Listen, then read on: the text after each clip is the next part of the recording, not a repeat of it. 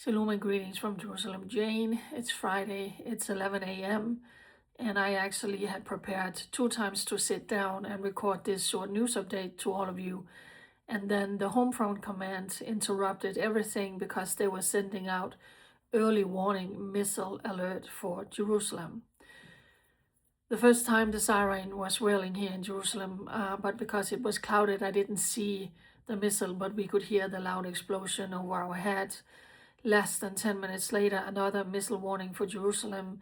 Now we didn't have the siren, but we could also hear the very, very loud interceptions, the explosions from the interception, and it's only 11 a.m. If I look tired, it's because yesterday was really, really intense with the attacks on Israel. I don't even know how many barrages of rocket that came. Was it 15, 16, 17 maybe, during the entire day. In Jerusalem last night, it was very, very intense.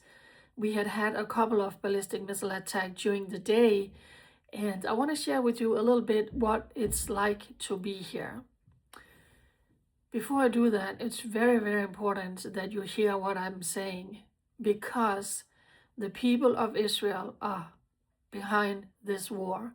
The people of Israel support this war. The people of Israel know that what the Israeli military and the American military are doing right now in Iran has to happen.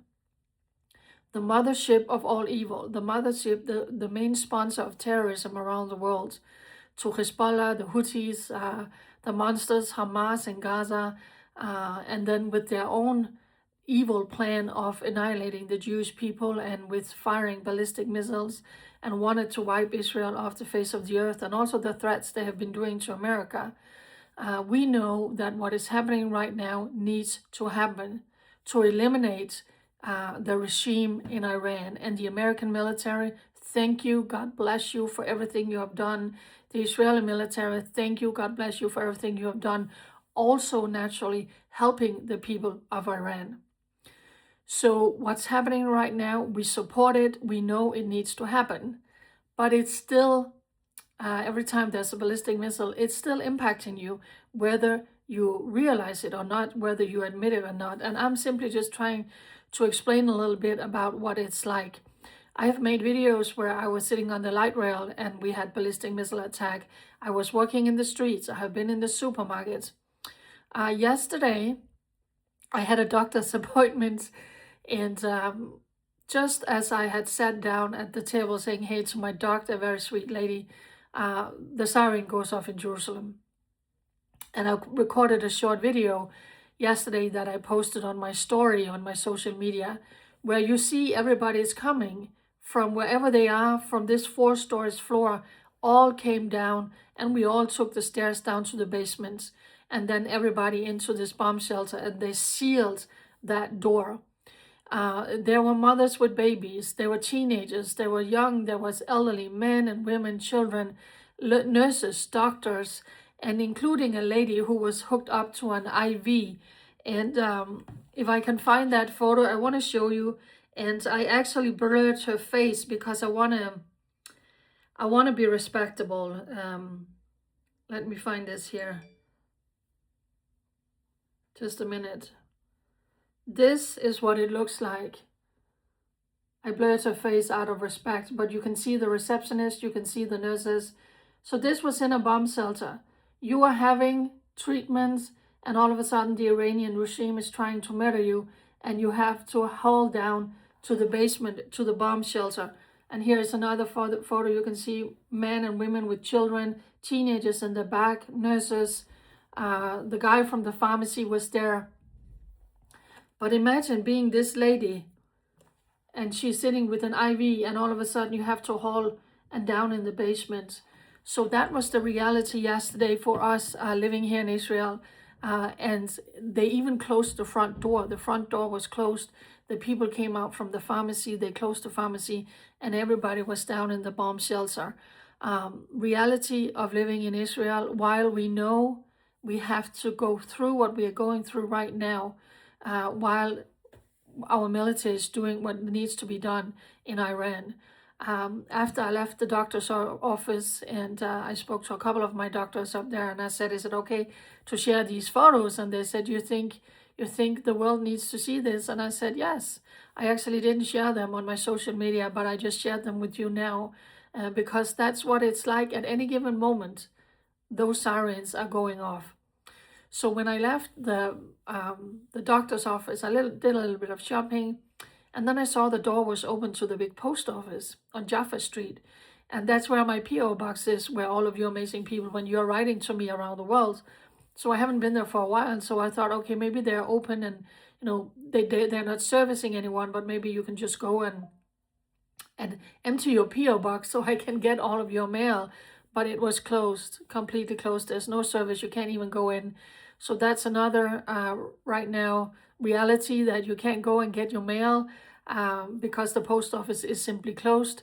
Here in Jerusalem, the schools are also closed. In many, many places around Israel, schools are closed. So last night, I think I went to bed a little bit around 11, and then the missiles just started coming. And right now it says drone alert sirens in the north of Israel, which means Hezbollah is now firing drones to the north, to the brave people living in the north, because not only are they being slammed the most by ballistic missiles coming from Iran, but of course they are also being attacked by Hezbollah and all the rockets and drones that they are sending in. So right now, red alert for rocket attacks. So last night, the early warning came. I had just gotten into bed, and then it came, and then the siren went off, and it happened 4 times in less than 30 minutes with ballistic missile flying overhead. So I managed to get some of them on photo, on video I shared on my social media, and you get back into bed and you're thinking, is it over? And then, nope, the next one came. I think it was 5. Did we end up with 5? So that was, I have never experienced that before. I've been through a lot in Israel, but I've never had that many just boom, boom, boom, coming after each other. So, of course, you react to it. It goes into your muscles and goes into your nerves. It goes into your stomach. All of that, you can't help it, living under that. And our sleep is being interrupted. I have to say, though, that living here in Jerusalem, I think we are getting some of the least. The people in the center around Tel Aviv and in the north, they are getting quite a lot more than we are.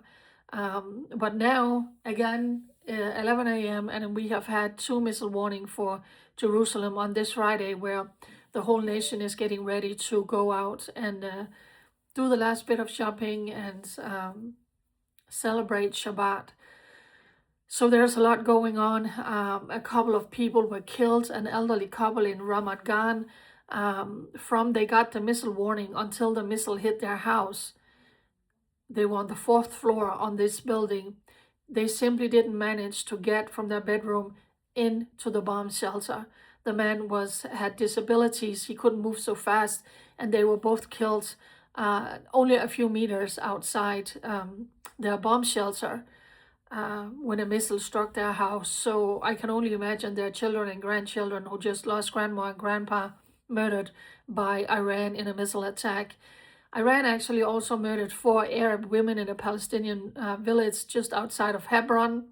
So when Iran is sending in ballistic missiles, they are targeting Jews, Christians, Druze, Muslim, Bedouins. Everybody here in Israel are being targeted. So Iran actually killed 4 Palestinian women in a beauty salon, in a hair salon, and one of them was pregnant. So we also had in that attack where that elderly couple was killed, many impact places, including one of the big train stations in Tel Aviv was impacted. And for several hours while they were cleaning it up, that train station was closed. So let me look a little bit here. I want to say something what we have done, because the IDF, the Israeli Air Force, struck Iranian Navy ships in the Caspian Sea Wednesday night. It's an extremely rare attack carried out approximately 1,300 kilometers from Israeli territory, and it's the first time that the IDF has targeted Iranian Navy assets. Of course, America has been dealing with them, almost taking out the Iranian Navy, but for the first time, the Israeli Air Force also did that. Another thing that happened was 4 people were injured in Kiryat Shmona yesterday when rockets was coming in from Hezbollah. They are actually firing about 150 rockets, targeting the Israeli military who's operating inside Lebanon right now. And then also some of these rockets are flying in, impacting here in Israel. Yesterday, in one of those attacks in the north, it actually hit the oil refinery in Haifa. It came out, it was cleared for publication that some of the fragments from one of the missiles struck the Basan oil refinery at the Haifa Bay, and it caused a fire, but there was no leaking and anything. And just for a short amount of time, people in that area, they lost electricity, but I think all of this has been restored now. So there's a lot going on. And like I said, we all support this war because we know it needs to happen. As of now, there are no foreign airlines flying in and out of Israel. It's only Israeli airlines. And the restriction again was tightened a little bit regarding airfare and Ben Gurion Airport. So El Al, Israel's national air carrier, had to again cancel for people who were scheduled to fly out of Israel. So, and people are asking, when is all of this going to stop? And when do you think we can come back to Israel? I don't know. The only thing I can say is this needs to finish. Yes, we don't. It's, you never know when you're going to run for cover again. Your sleep is going to be interrupted. You can't go to the post office and all of these things. But we know this needs to happen. And we support the Israeli and American military doing an excellent job. Pray for them. Really pray for them. So I think it's going to take, I saw something, report about it. This is going to take several more weeks.